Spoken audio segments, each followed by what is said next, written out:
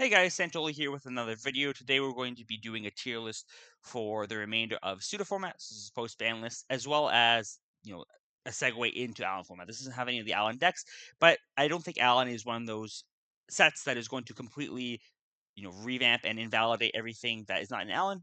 There are good cards in ALIN, nice buffs to some decks, but I think that this is still a good template for when you're looking for what you want to play in ALIN format.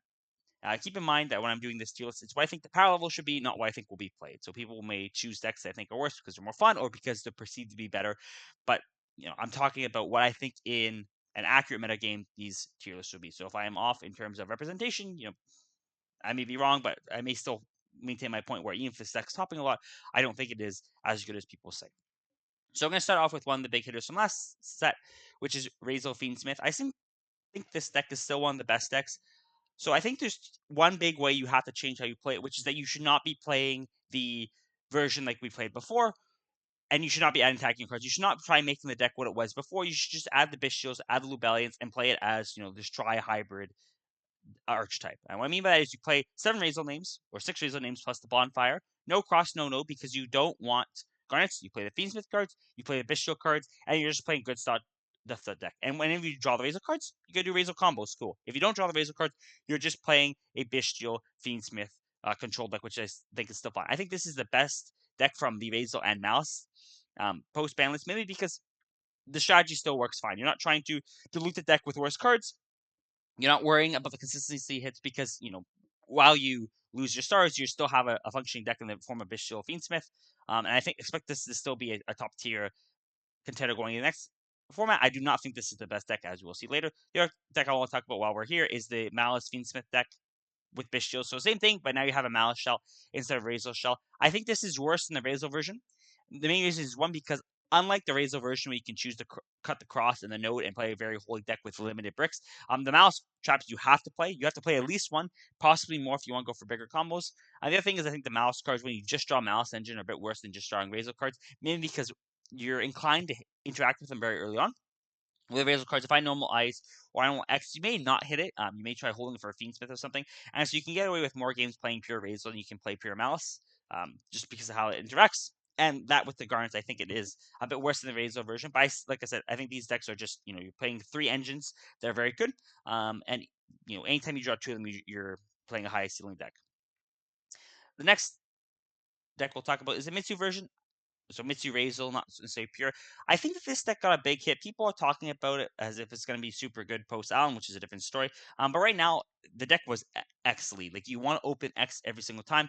And yes, you can replace it with Tachyons, but that is such a worse starter. And even though Dweller's gone, you still have cards like Impulse in the meta. There's still a lot of Bishops everywhere. Caesar's still a problem, especially when you can't get to X as well. If your Fiendsmith opponent's ending on Caesar and you don't have X, which you will not have a lot of times, this deck can become very, it can be a big problem for dealing with the Fiendsmith cards.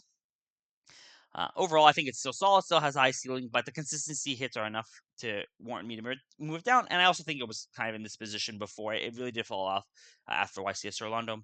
Picks up Mathmech. We got Circular back. That just changes nothing. You need at least 3 Circular to play the pre version. There are some cards you can put it in the Cyberse pile.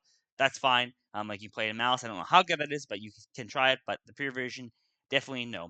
The Primate deck where you just play Primate Control with Fiendsmith Bishop cards, I think it's fine, but it is somewhat clunky. And when you're comparing the Primate Fiendsmith Bishop piles compared to the Raisel Mouse ones, the Primate engine is just doing so much worse. It's fine, it's cool if you want to play it, but nothing special. I think Kashtira is probably the bottom of decent rogue. Unicorn is just an insane card right now. You still have the ability to play a lot of tech cards and just play what you want. And the engine is just super good into Fiendsmith and Bestials. You just start slamming cash monsters, a lot of people's tech cards when they're building to beat the Fiendsmith piles. It will not trade well into cash, but the ceiling of the deck is a bit low for me to justify putting this up any higher. Next up, we have Christian. And this is maybe the first surprise of people, but I'm putting this above the Raisel and the Malice Fiendsmith piles. The main reason is because this is just a good deck. The decks from last one, which are these two, lost a lot of consistency, and the power level is going down as a result of that. You can't just say, oh, I'm going to open these cards, or I can put worse starters in. That's not how it works. These decks are worse because you have less consistency or worse starters. And when you look at the best decks from last set, Christian was up there. Christian was up there with, slightly less than Blue Eyes and Mermail, but it was still a very high topping deck. And I think this is going to continue into the next format. This deck is power level is a lot higher than people give it credit for. Plays a lot of tech cards. It's just a very good modern deck. It's not overly flashy, but I think just has a well-rounded, you know, deck choice, good power level, and as a result, I think it is going to, be even a bit more dominant than the decks we were seeing dominate last time, like the Malice and the Fiends. The other big thing to talk about is that because this deck is a water deck, it completely ignores all the bestial hate, which is the big reason I'm putting it up ahead. I think it's just well positioned. Orcus, we've not gotten the new support yet, so absolutely not. Salmon Great, although this is one of my pet decks, cannot deal with the chummies. There is a cool thing where you can just choose to go second post side, but it's just too gimmicky. We're not playing that. The Fiendsmith control decks, I'm going to put right beside the barrel. I think there's just too low power level. I think anytime you're trying to play like a Fiendsmith control deck, you should just be playing either the Raisel or the Malice version. Those are the two best versions. Blue Eyes is what I consider the best deck. So same argument to Krishan. This was just a high topping deck from before. This is about 7%, which is obviously a lot less than Raisel and Malice were with 35 and 23 from the last 3 months, respectively. But the big thing is these decks got hit, and I think people really don't like to acknowledge how big the consistency hits are, or even the Link Decoder hit in Malice, the Detonator hit. You just get into game states where you lose because you don't have the second Detonator, because you don't have a Link Decoder. And this deck, again, while Blue Eyes isn't flashy, it's just super, super obnoxious to deal with. On Master Duel right now, it is by far the best deck. And the main reason is just there's not good tech cards to beat it. Like, Chummies aren't good into it, Joel isn't good into it, the hand traps are fine, Breakers aren't good into it, they have a lot of omnis. The big thing is you just want to play a good engine into it. And the big thing that was holding this back before was I think that Raisel was just super good into it because Raisel is a much more efficient mid-range engine. But now that the Raisel deck is hit a lot, you just lose too much of the oomph where, a lot of the decks that are top tier do not have the engine actually push through the efficiency of Blue Eyes. And when you look at the Blue Eyes deck, it looks ugly. There's a lot of bricks, but all the bricks are fine to draw. You have discard outlets. You have very good grind game. And this is why I'm putting it as the best deck. A lot of people hate this deck, and I wasn't a believer in it at all. Me playing or Raids the last few months made me really dislike this deck. But now with Raisel being a lot lower, I think this is kind of the dominant mid-range deck, and you should expect to see a lot of this going forward. White Forest, whether you're playing with Fiendsmith or Azamina, I think it's a solid deck. It's a very good combo deck. This is one of the decks I actually think can trade well into Blue Eyes because you have very strong engine pushes. The reason I'm putting it lower is we don't have the full support yet. It is a little bit inconsistent, and then you can't always make the magic going second. Yes, you open strong engine hands sometimes, but you also open very clunky ones, and it kind of reminds me of Mitsu a lot, where you can really high roll the deck, but you also just get unlucky and unfortunate where you just have weaker hands. You can't push through the boards, especially when you're not playing many tech cards, and you can get punished there. Solid deck around, but nothing, one of the best decks, I think. True Draco, let's not play this. Floodgate, that deck masterpiece is not what it used to be. The one thing I realized looking at this meta is actually a lot of decks with very high attack monsters. So they'll be summoning master or a big monster versus masterpiece and just running it over. Exodia, again, bomb deck. You have to play 5 bricks. It is a stun deck if you wish to play that. It's cheap, it's fine, but not recommending it for anyone who wants to do super well. Odion, so this is a deck that got a lot of hype, but I'm putting it in the decent rogue. I'm probably put above Cash, but below the other ones. The problem with the Odion deck is 2 issues. One, the consistency is really not there. Yes, you can play Fiendsmith Control sometimes, like the other decks, but the one problem is you don't have enough room for the Bestials, so you're really just playing Fiendsmith Control. And in a meta where everyone is on Bestials to beat the Fiendsmith cards, your backup plan being Fiendsmith Control is not the best. And you only have about 10 stars, 11 if you place that rotation in the Odion deck. That is not enough to function, especially with the number of bricks you have to have in hand. It's serviceable. When you open good, you will be able to steamroll things. But unlike the other kind of higher roll decks like White Forest and Mitsu, this deck only really high rolls going first. Going second, it's just a problem.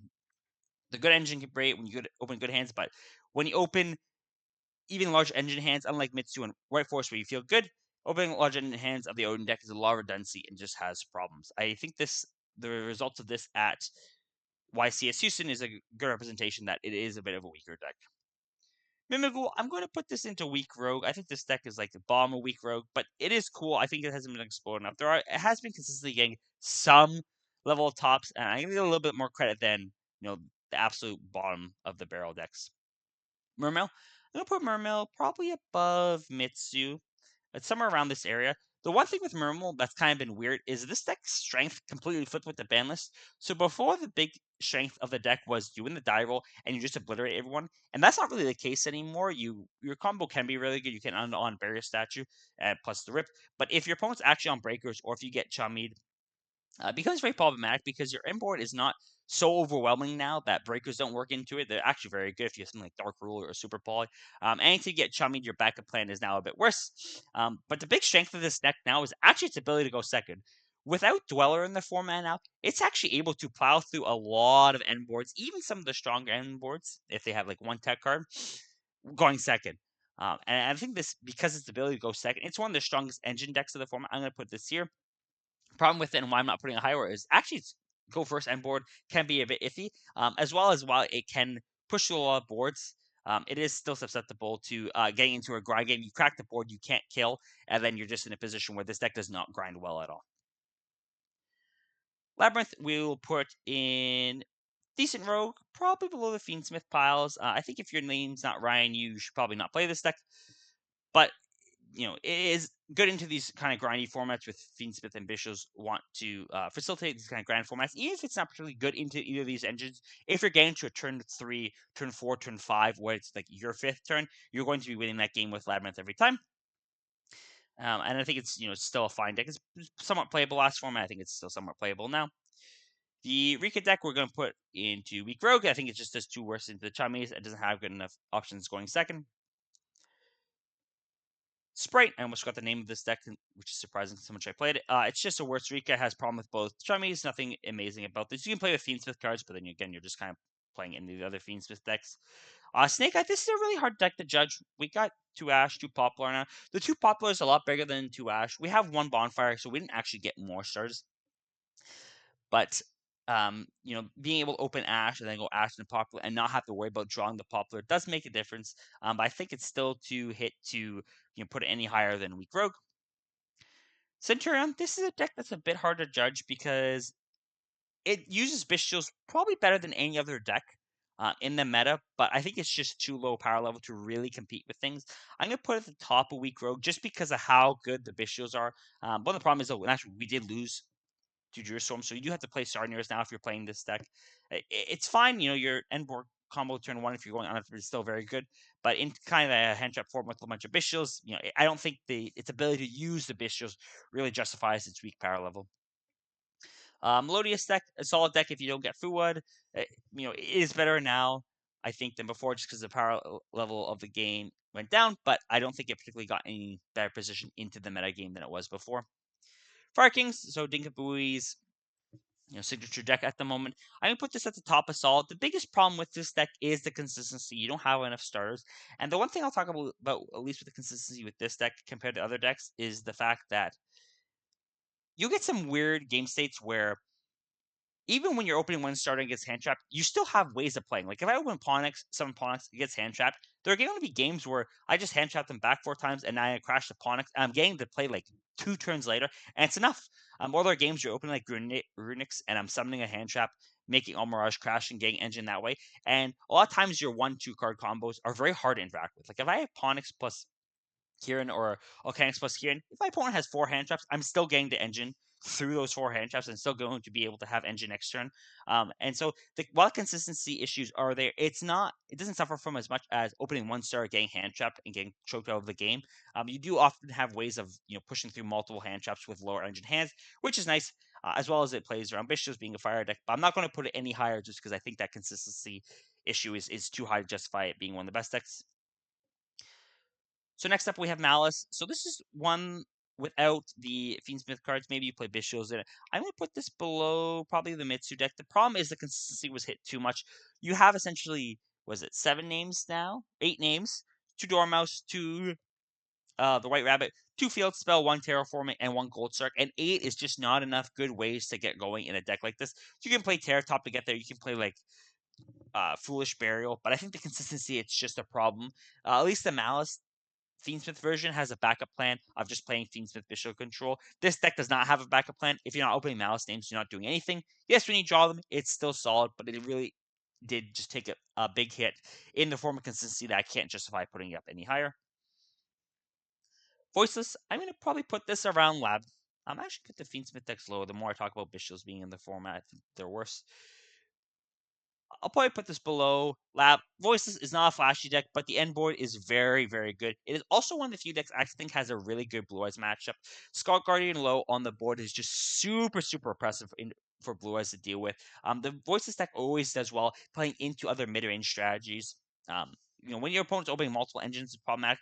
But if they're playing a deck like Blue Eyes, Krishan, Fire King, like these low to floor decks, Voices actually does very well into the deck. It also doesn't get hit by Bestials as much as people want to make it out to be. Like if I go Saphira, Summon Guardian, Tribute low, they Bestial the low, cool, my Guardian's just searching a low. I'm getting the main part of the end board that way, and the deck is just super, super good into the Fiendsmith Bestial decks because, summoning a Graver with Requiem Crypt doesn't force anything. Summoning a Druid Storm or summoning Bestials doesn't force anything, and so you're able to enter into those grind games versus those decks and feel fairly confident. It still is Voiceless, so I don't want to put it too much higher, but I do think this deck is, a bit better than people get credit for.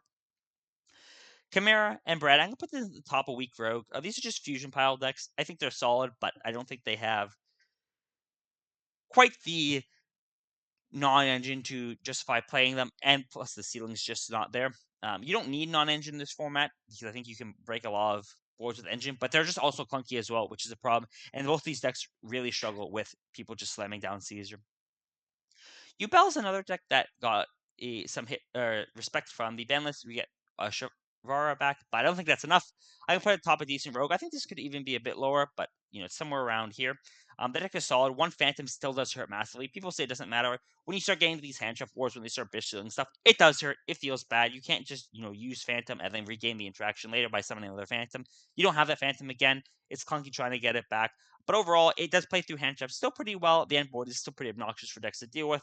I think it's fine here. I don't want to put it up any higher because I just think the one Phantom hit still just is too much to justify putting up any higher. Sky Striker, somewhere around here in this pile. The deck is fine. Got second on Voiceless Niagara, but I think that it just it's too linear.